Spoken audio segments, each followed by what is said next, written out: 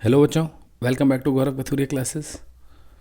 तो बच्चों, आज वीडियो में जो हम मैक्सिमम मिनिमा के क्वेश्चंस करने वाले हैं भाई, तो पहले हम वो दो क्वेश्चन डिस्कस करेंगे जो सीबीएसई ने सैम्पल पेपर में दिए हैं। इस बार दो ही क्वेश्चन है मैक्सिमम मिनिमा के, बाकी एक केस स्टडी है। फिलहाल हम एमसीक्यूज़ की बात कर रहे हैं तो वही दो करेंगे, बाकी कुछ और इंपॉर्टेंट क्वेश्चंस भी करेंगे।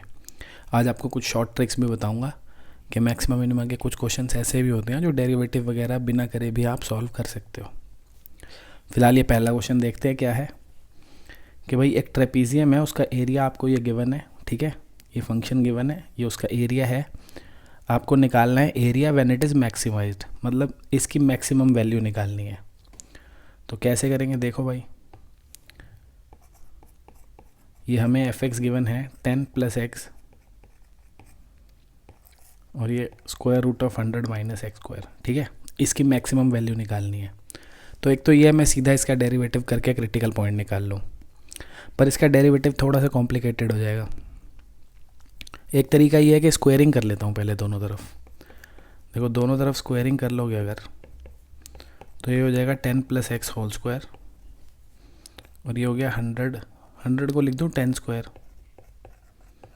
ठीक है। ये जो स्क्वायर रूट था हट गया ना, क्योंकि दोनों तरफ स्क्वायरिंग कर दी। 100 को मैंने 10² लिख दिया।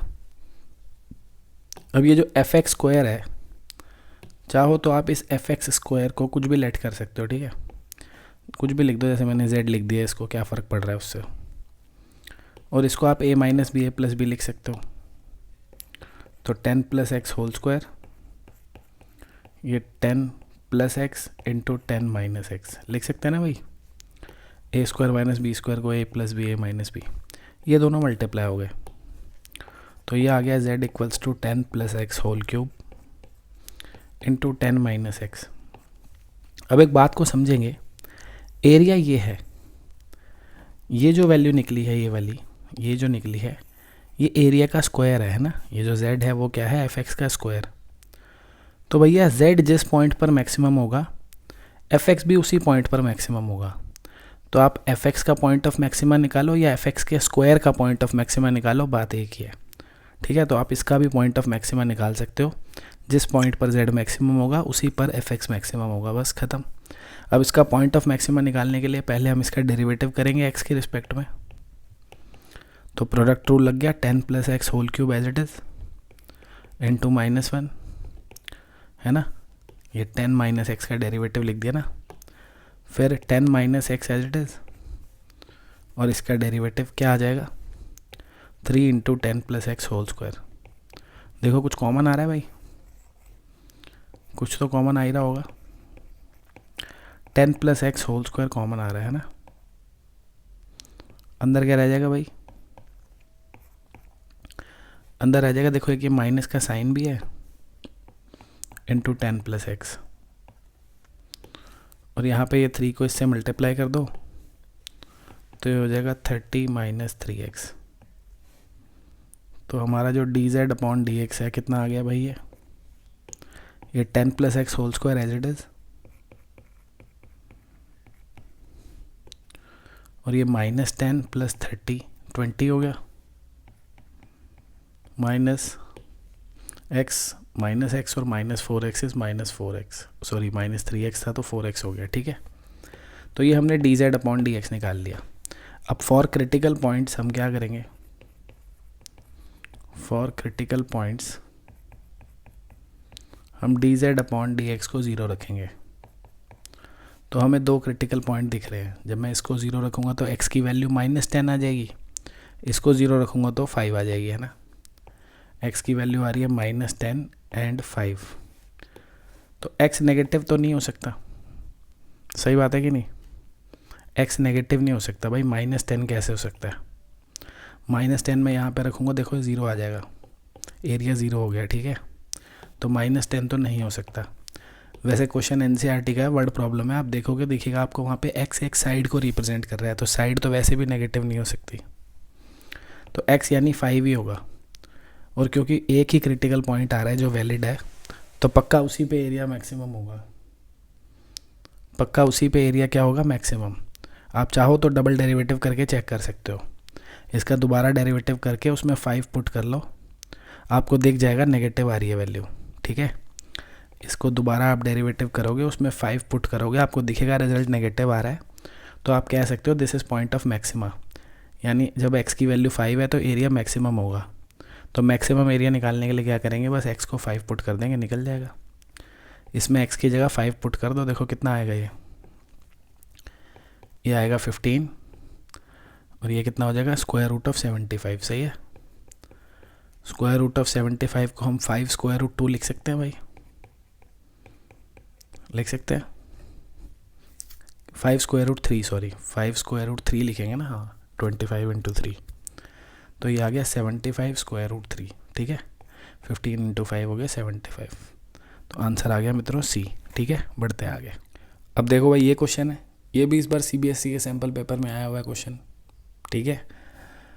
अब इस क्वेश्चन में हमें इस एक्सप्रेशन की मैक्सिमम वैल्यू निकालनी है, तो मैं बिना डेरिवेटिव वगैरह करे भी निकाल दूंगा। आप चाहो तो अपना मेथड लगा सकते हो लंबा चौड़ा, डेरिवेटिव करो, क्रिटिकल पॉइंट निकालो, डबल डेरिवेटिव करो, चेक करो, ये वो सब कर लो। मैं तो बिना डेरिवेटिव करे भी इसकी मैक्सिमम वैल्यू आपको बता सकता हूँ। देखो ये जो हमारा फंक्शन है ये क्या है, देखो इस x को अंदर मल्टीप्लाई कर दूंगा तो ये आ जाएगा x square minus X plus 1 whole power 1/3।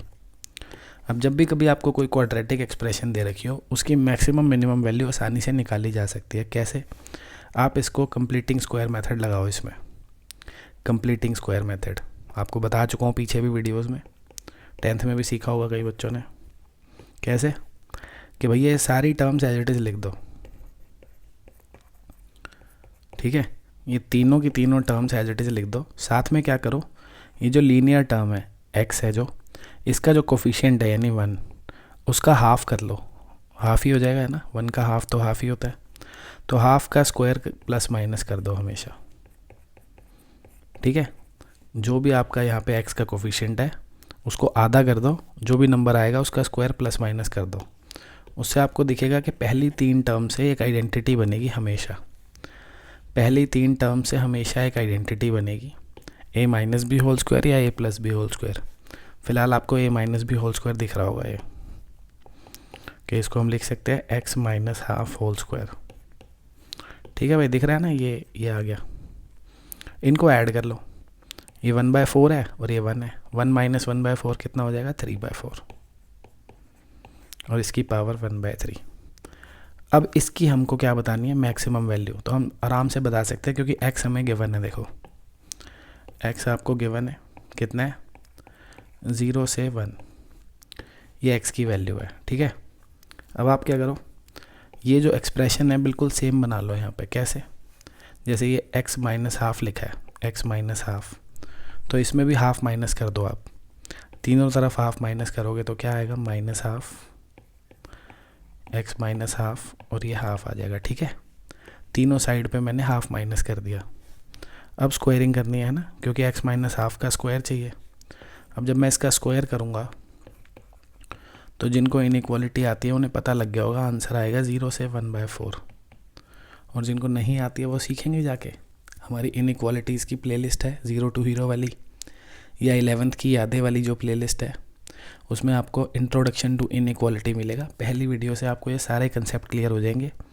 जो मैं सब कुछ यहाँ पे करने वाला हूँ ना, अभी इस साइड जो भी सब होगा, सब इनइक्वालिटीज़ अगर आपकी वीक होंगी तो आपको समझ नहीं आएगा। अगर आपका इनइक्वालिटीज़ में हाथ सही है, तंग नहीं है, तो अच्छे से समझ में आएगा, ठीक है। तो वहाँ जाके सीखो भाई कि हमने इसमें स्क्वायरिंग करी तो ये आएगा 0 से 4, 1/4। कुछ बच्चे 1/4 से 1/4 लिख देते हैं, तो उनके कंसेप्ट थोड़े से ढीले हैं भैया, पक्के कर लो। अब ये x minus half whole square आ गया। अब क्या करना है, ये 3/4, तो दोनों तरफ 3/4 ऐड कर देंगे, तो ये हो गया 3/4।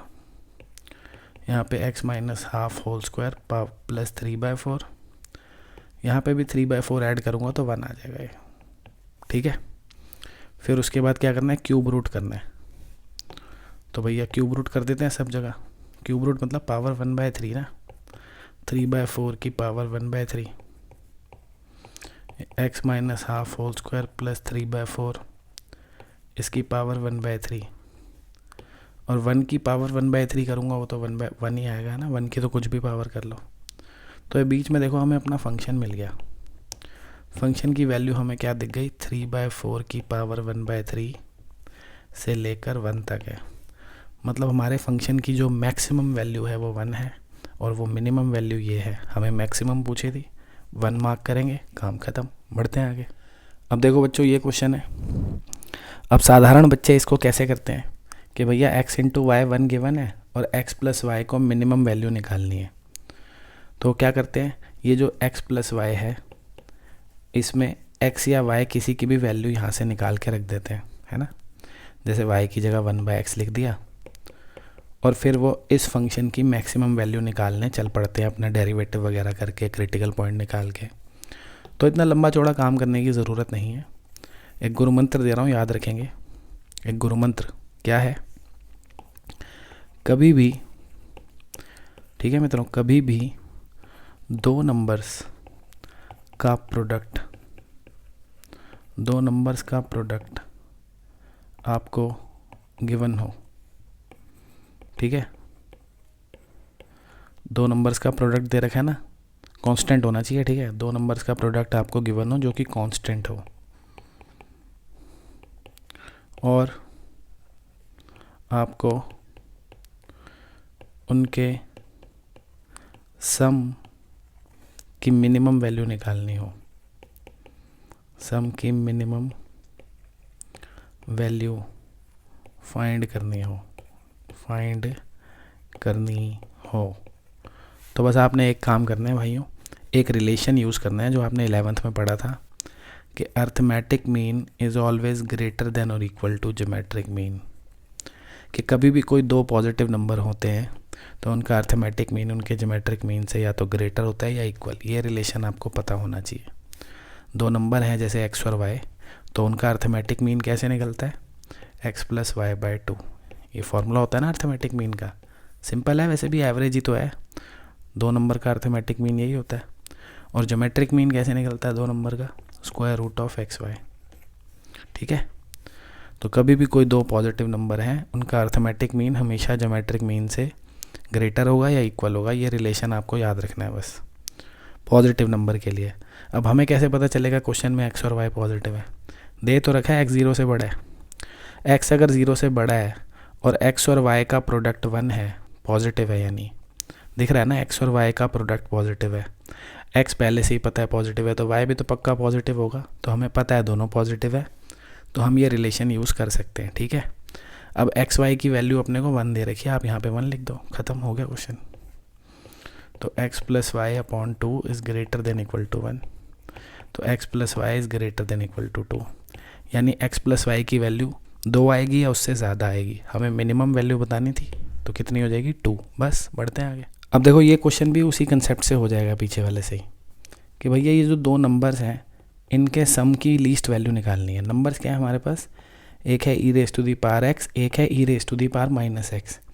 सबसे पहले तो आपको पता होना चाहिए कि ये जो दोनों नंबर हैं अपने आप में पॉजिटिव हैं, अपने आप में पॉजिटिव है। क्यों, क्योंकि ई की जो वैल्यू होती है मेरे भाइयों वो 2.71 के आसपास होती है, ठीक है। ई एक पॉजिटिव नंबर है अपने आप में, यूलर्स कांस्टेंट, इसकी प्री डिफाइंड वैल्यू है, ये फिक्स्ड है पहले से ही, ठीक है। तो 2 पॉइंट समथिंग होती है। तो भैया अगर ई की वैल्यू 2 पॉइंट समथिंग है, आप 2 ही समझ लो समझने के लिए, ई की वैल्यू मान लो 2 होती, तो 2 की पावर कुछ भी कर दूँ प्लस एक्स या माइनस एक्स, रिजल्ट तो पॉजिटिव ही आएगा। भैया आप x की जगह कोई भी नंबर लिख दो, 2 की पावर 2 4 आएगा। आप x की जगह यहाँ पे लिखोगे -2 हो जाएगा, तो 1/2 स्क्वायर 1/4 आएगा, पॉजिटिव आएगा, है ना। तो कभी भी कोई ऐसे एक्सपोनेंशियल फंक्शन लिखा हुआ है, अगर आपका जो बेस है वो पॉजिटिव है तो पावर कुछ भी हो, रिजल्ट हमेशा क्या आता है, पॉजिटिव। तो इसीलिए ये दोनों नंबर पॉजिटिव है, हमें पता है ये दोनों नंबर पॉजिटिव है, और इनका प्रोडक्ट भी हमें पता है कितना है। कैसे भाई, इन दोनों को अगर मैं मल्टीप्लाई करूं तो 1 नहीं आ रहा, आ तो रहा है 1, नहीं समझ आया। अरे भाई कट तो जाएंगे यार दोनों, नहीं कटेंगे क्या। अरे भाई इसको ऐसे नहीं लिख सकते क्या, 1/EX, और ये EX है ही, कट गया ना दोनों। तो मतलब हमें इन दोनों का प्रोडक्ट पता है 1 है। तो जब दो नंबर का प्रोडक्ट हमें पता हो और सम की लीस्ट वैल्यू निकालनी हो, तो बताया ना कौन सा रिलेशन लगाओगे, arithmetic mean is always greater than equal to geometric mean. ठीक है, ये रिलेशन मैक्सिमम मिनिमम में कब काम आएगा, बस याद रखना कि हमें प्रोडक्ट पता होना चाहिए, एक कांस्टेंट वैल्यू हो और सम की लीस्ट वैल्यू निकालनी हो, और ये लगेगा तभी रिलेशन जब दोनों नंबर पॉजिटिव होंगे, वरना ये रिलेशन नहीं लगेगा। ठीक है, तो अर्थमेटिक मीन कैसे निकलेगा इन दोनों नंबर का, दिस प्लस दिस अपॉन 2। इन दो नंबर्स की बात हो रही है ना, कोई भी दो नंबर का अर्थमेटिक मीन क्या होता है, दोनों का सम अपॉन 2। और ज्योमेट्रिक मीन इन दोनों का क्या होगा, इनके प्रोडक्ट का स्क्वायर रूट, इनके प्रोडक्ट का स्क्वायर रूट। ठीक है, तो E raise to the power X E raise to the power minus X upon 2, ये 1 आ गया है ना, ये वैल्यू 1 रख दी यहाँ पे हमने। तो E raise to the power X plus E raise to the power minus X greater than equal to 2 आ गया। ठीक है, ख़त्म कहानी। तो यानी इसकी वैल्यू यानी कि 2 होगी या 2 से ज़्यादा होगी, तो लीस्ट वैल्यू क्या होगी, 2। अब तुम्हें एक काम की बात बता देता हूँ यहाँ से, कभी भी पेपर में क्वेश्चन आ गया ताकि आप फटाफट कर दो, आपका टाइम बच जाए। कभी भी कोई ऐसे लिखा होगा ना, कोई नंबर लिखा है के और 1/k लिखा है, के लिखा है और 1/k लिखा है। ठीक है, और आपको पता है के एक पॉजिटिव नंबर है, के क्या है, एक पॉजिटिव नंबर। तो इसकी लीस्ट वैल्यू हमेशा 2 होगी भैया, इसकी लीस्ट वैल्यू हमेशा 2 होगी। ठीक है, याद रखना है बात, ये हमेशा 2 होगा या उससे बड़ा होगा, इसी से आपको पता लग जाएगा। देखो ये दो नंबर हैं, तो इनका अर्थमेटिक मीन कैसे निकलेगा, this plus this by 2 greater than equal to geometric mean यानी के प्लस 1/k, सॉरी के इंटू 1/k है ना, के और के कट गया, तो K plus 1/k upon 2 greater than equal to 1, तो के प्लस 1/k क्या आ गया, ग्रेटर देन इक्वल टू 2। तो लीस्ट वैल्यू हमेशा 2 होगी। तो कोई भी नंबर और उसके रेसिप्रोकल का सम अगर आपको गिवन है, आपसे पूछा है लीस्ट वैल्यू बताओ, हमेशा 2 लिख देना आँख बंद करके, बस वो नंबर पॉजिटिव होना चाहिए। बढ़ते हैं आगे। देखो इस क्वेश्चन में क्या कह रहा है, amongst all pairs of positive numbers with product 256 find those whose sum is the least. फिर वही बात है, देखो प्रोडक्ट आपको पता है, कोई भी दो पॉजिटिव नंबर हमने ले लिया एक्स और वाई, उनका प्रोडक्ट होना चाहिए 256। तो कह रहा है अब बताओ ये नंबर क्या होने चाहिए कि इनका सम लीस्ट हो, सम क्या होना चाहिए, लीस्ट। ठीक है, इन नंबर का सम लीस्ट होना चाहिए, सम यानी x प्लस वाई है ना, दोनों का सम।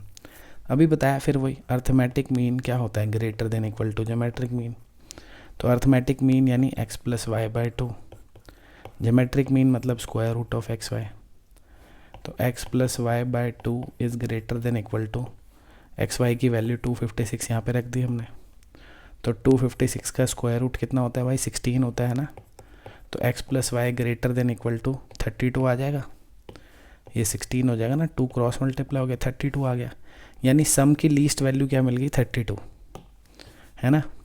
सम की लीस्ट वैल्यू जो हमको मिल गई, लीस्ट वैल्यू 32 मिल गई, कि दोनों नंबर का सम जो है 32 होना चाहिए लीस्ट। तो कहाँ पे आपको सम 32 दिख रहा है, बी में, ख़त्म है ना। बाकी सबका सम तो 32 नहीं है, पता लग गया ना, लीस्ट वैल्यू 32 है, तो इन दोनों का ही तो सम है बस 32, बाकी तो किसी का नहीं है। हो गया क्वेश्चन, बढ़ते हैं आगे।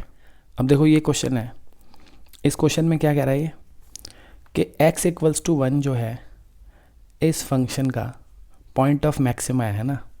कह रहा है ये फंक्शन मैक्सिमम वैल्यू अटेन करता है इस पॉइंट पर। तो इससे ये तो पता चल रहा है ये इसका क्रिटिकल पॉइंट है, सही बात है कि नहीं, क्रिटिकल पॉइंट है तभी तो इस पर मैक्सिमम वैल्यू आ रही है। ठीक है, एफ डैश एक्स निकाल लेते हैं, कितना आएगा भाई, 4x³ minus 124x plus a। और क्योंकि हमें पता लग गया ये पॉइंट ऑफ मैक्सिमा है, इसका मतलब ये क्रिटिकल पॉइंट है, और क्रिटिकल पॉइंट पे एफ डैश एक्स की वैल्यू 0 होती है। यानी एफ डैश एक्स में अगर मैं x की जगह 1 डालूंगा तो रिजल्ट 0 आना चाहिए। तो बस इसमें x की जगह 1 डाल दो, 4 minus 124 plus a equals to 0, a की वैल्यू आ गई 120, काम ख़त्म। बढ़ते हैं आगे। देखो ये भी पिछले जैसा ही है, थोड़ा थोड़ा क्वेश्चन उससे थोड़ा सा बड़ा है बस। क्या कह रहा है ये, कि ये जो फंक्शन है it has a minimum at this, मतलब x equal to 3 is point of minima. Point of minima मतलब ये क्रिटिकल पॉइंट है, क्रिटिकल पॉइंट है मतलब इस पॉइंट पे इसका डेरिवेटिव यानी इसका स्लोप 0 होगा। ठीक है, क्या पता चला, ये जो पॉइंट ऑफ मिनिमा है, इस पॉइंट ऑफ मिनिमा पे ये जो फंक्शन है इसका डेरिवेटिव यानी dy बाई डी एक्स यानी स्लोप 0 होगा। हमें पता चला dy बाई डी एक्स जो है 0 होगा कब, जब x की वैल्यू 3 है। तो इसका डेरिवेटिव निकाल लो, क्या आता है 2x प्लस ए, है ना। डेरिवेटिव क्या दिख रहा है इसका 2x प्लस ए, और ये कह रहा है अगर हम डेरिवेटिव में x की वैल्यू 3 डाल देंगे तो कितना आ जाएगा 6 प्लस ए आ जाएगा। तो इट शुड बी 0, तो a निकल गया -6। लो जी a पता लग गया, a पता लग गया तो वैसे ही पता लग गया ऑप्शन बी करेक्ट है, क्योंकि और किसी में तो a -6 है नहीं। तो पेपर में तो टाइम बचा लोगे आप ऐसे, है ना, आगे बढ़ जाओगे। पर ये तो हम पेपर नहीं कर रहे, तो मैं आपको बी भी सिखा देता हूँ कैसे निकलेगा। बाकी वैसे पेपर में तो इतना करके भाग जाना भाई, ठीक है। अब बी निकालना है, तो कह रहा है at x equals to 3 the minimum value is 5, यानी y की वैल्यू 5 आएगी जब x को 3 डालेंगे। तो बस ख़त्म, y को 5 डालो, x को 3 डालो, y को 5 x को 3, x को यहाँ पे 3 डालोगे तो कितना आएगा, ये आ जाएगा 9, ये आ जाएगा 3a प्लस b, और a हमारा -6 है, इसको यहाँ रख देते हैं। तो 5 इक्वल टू 9 माइनस 18 हो जाएगा, है ना। ये तो कितना आ गया, b आ गया 14, ख़त्म, वही है, देख लो, ठीक है। बढ़ते हैं आगे। अब ये जो क्वेश्चन है ये पिछले क्वेश्चन से थोड़ा सा बढ़िया क्वेश्चन है भाई, थोड़ा अच्छा क्वेश्चन है। क्या कह रहा है, this function is minimum at x equal to P and maximum at x equals to Q, तो p और q निकालो। अब p और q जो है कोई काम नहीं है, मैं आपको सही बात बताऊं तो एम ही लिख रखे हैं, बच्चे सोचते हैं छोटा क्वेश्चन है हो जाएगा। चुपचाप बस इसके पॉइंट ऑफ मिनिमम मैक्सिमा निकालो, वही पूछ रहा है आपसे बस। तो इस फंक्शन के पॉइंट ऑफ मिनिमम मैक्सिमा कैसे निकलेंगे भाई, वही है, इसका डेरिवेटिव कर लो। कितना आ रहा है 5x raise to the power 4 minus 20x cube plus 15x square, यही आ रहा है भाई। अब इसमें से कुछ कॉमन शॉमन दिख रहा है अपने को, दिख रहा है बिल्कुल। क्या कॉमन दिख रहा है भाई 5x स्क्वायर, अंदर क्या रह गया x square minus 4x plus 3। अब हम इसकी मिड टर्म स्प्लिट भी कर सकते हैं, मिड टर्म स्प्लिट करेंगे तो आ जाएगा x माइनस 3 x माइनस 1। वैसे दिख रहा है कि 2 ज़ीरोज़ आ रही है, 3 और 1, तो बी आंसर हो सकता है ना। a और c तो नहीं होंगे, हो सकता है वैसे a और c भी हो सकते हैं, क्योंकि 1 0 0 भी तो आ रही है। चलो अब इसके क्रिटिकल पॉइंट निकालने हैं। क्रिटिकल पॉइंट के लिए हम एफ डैश एक्स को 0 रखेंगे, एफ डैश एक्स को 0 रखेंगे तो इन तीनों को एक एक बार आप 0 रखोगे तो आपको 3 वैल्यूज़ मिलेगी। क्या क्या मिलेगी x की वैल्यू, एक मिलेगी 0, एक मिलेगी 3, एक मिलेगी 1, ये 3 वैल्यू मिल गई, है ना। अब हमें चेक करना है इन तीनों में से किस पे मैक्सिमम है किस पे मिनिमम है, तो डबल डेरिवेटिव करेंगे, इसका दोबारा डेरिवेटिव कर लो। तो इसका दोबारा डेरिवेटिव करोगे भाइयों, क्या आएगा इसका 20x cube minus 60x square plus 30x, यही आएगा ना। इसका कर दिया ना डेरिवेटिव, ये आ गया। देखो कॉमन आ रहा है, कुछ आ रहा है बिल्कुल, 10x कॉमन आ रहा है ना, अंदर रह गया 2x square minus 6x plus 3, ठीक है। अब तो नहीं हो रही मिड टर्म स्प्लिट, है ना। अब सीधा वैल्यू पुट करके देखो, देखो जब आप इसमें 0 डालोगे तो आपको 0 ही मिल रहा है, 0 डालोगे तो 0 मिल रहा है। ये सेकंड डेरिवेटिव टेस्ट फेल हो जाता है यहाँ पे, आपने पढ़ा होगा अगर टॉपिक तो आपको पता होगा। फिर इसको हम फर्स्ट डेरिवेटिव से चेक करेंगे, पॉइंट ऑफ इन्फ्लेक्शन आएगा, जिनको आता है चेक करना उन्हें पता होगा, ये आएगा पॉइंट ऑफ इन्फ्लेक्शन। फिर हम डालेंगे 3 और 1, ठीक है। देखो 1 डाल लेता हूँ पहले, 1 डालना आसान है, 1 डालो, इसमें कितना आ रहा है 10 हो गया ये, है ना। और ये 2 प्लस 3 5 माइनस 6 माइनस 1 माइनस 10 आ गया। तो नेगेटिव आने का क्या मतलब है, नेगेटिव आने का क्या मतलब है, पॉइंट ऑफ मैक्सिमा है ना। 1 जो है वो क्या है, point of maxima.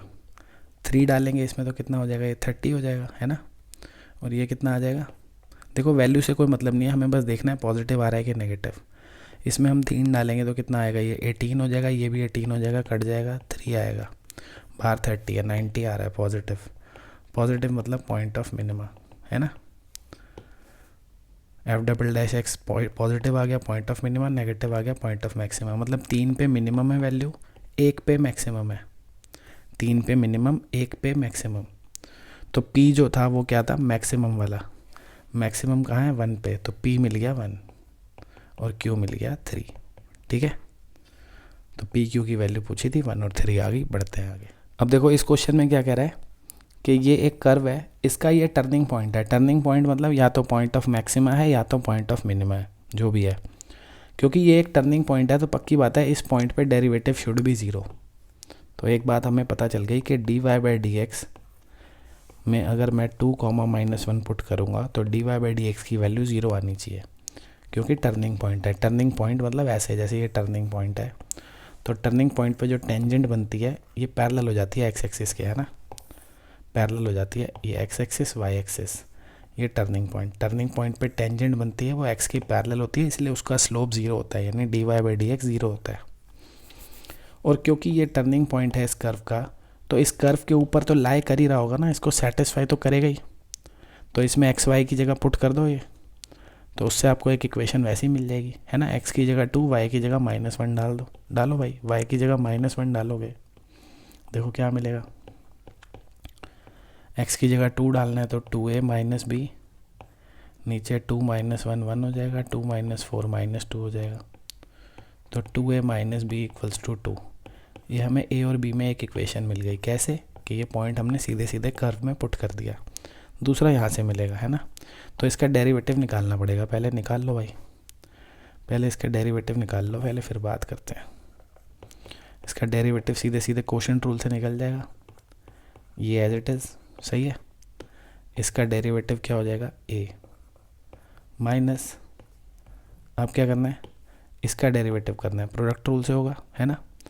Product rule से करेंगे तो ये एज इट इज़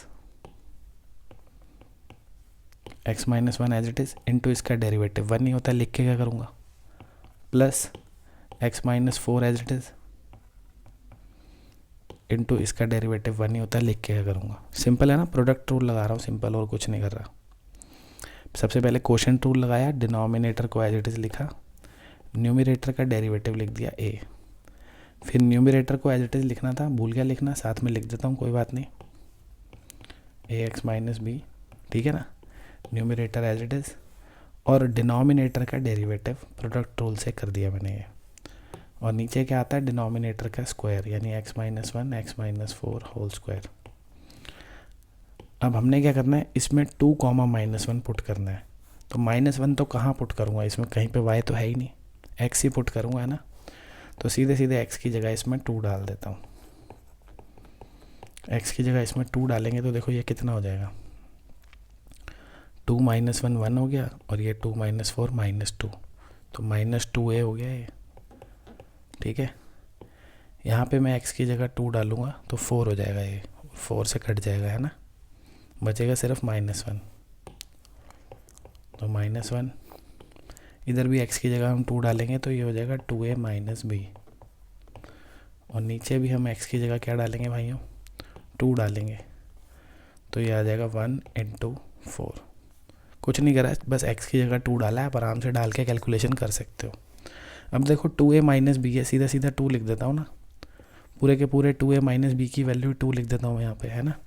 और dy/dx हमें दे रखा है 0 है, कितना है 0, तो ये -2 है, ये प्लस हो गया, है ना, इनको मल्टीप्लाई करा तो, और 2a - b की वैल्यू रख दी 2, नीचे 5, तो यहाँ से हमें मिल गया -2a + 2 = 0, तो a1 मिल गया, है ना, a मिल गया 1, मज़े आ गए, a1 मिल गया भाई। उसने a और b की वैल्यू पूछी थी, तो a तो 1 सिर्फ इसी ऑप्शन में है, तो आंसर यही सही है, फिर भी b निकालना है तो निकल जाएगा। यहाँ पे a को 1 पुट कर दो, है ना, क्या आ जाएगा देखो, 2 - b = 2, तो b आ रहा है 0, अबे b तो 0 आ रहा है, अच्छा फिर d होगा आंसर भाई, a नहीं होगा, आंसर होगा d, b 0 आ रहा है, ठीक है। बढ़ते हैं आगे।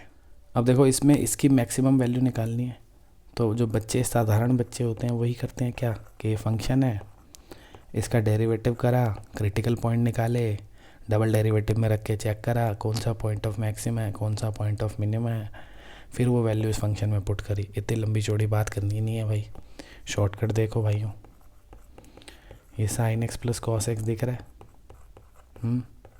क्या करो, एक छोटी सी ट्रिक लगानी है, बस एक नन्ही मुन्नी सी ट्रिक लगानी है कि भैया इसको √2 से मल्टीप्लाई डिवाइड करा है बस, कर सकते हैं कि नहीं? दोनों को स्क्वायर रूट 2 से डिवाइड कर दिया, बाहर एक मल्टीप्लाई कर दिया बैलेंस करने के लिए, वापस मल्टीप्लाई करोगे यही तो आएगा, ठीक है। तो 1/√2 को हम लिख सकते हैं भाई cos π/4 के, नहीं लिख सकते? लिख सकते हैं ना।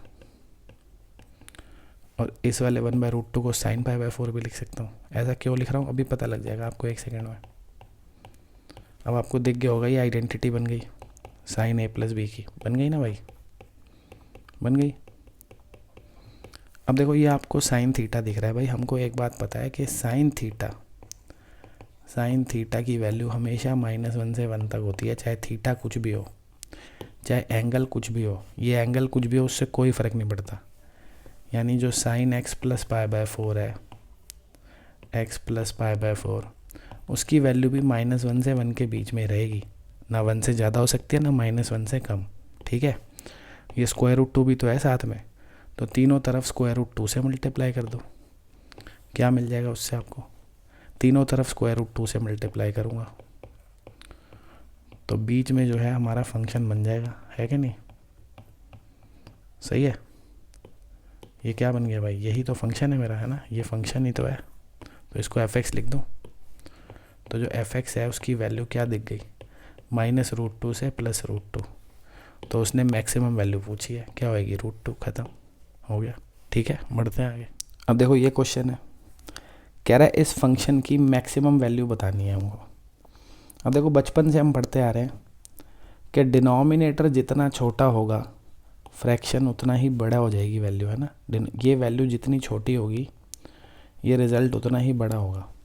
तो हम चाहते हैं इसकी वैल्यू मैक्सिमम आए, उसके लिए हमें इसकी लीस्ट वैल्यू रखनी पड़ेगी, डिनोमिनेटर की लीस्ट वैल्यू रखनी पड़ेगी। सही बात है ना। तो आप पहले डिनोमिनेटर की लीस्ट वैल्यू निकालो। देखो आपका डिनोमिनेटर क्या है? 4x² + 2x + 1। अब ये एक क्वाड्रेटिक एक्सप्रेशन है। क्वाड्रेटिक एक्सप्रेशन की वैल्यू निकालने का तरीका आपको बता रखा है। कंप्लीटिंग स्क्वायर बनाओ। कैसे बनाएंगे?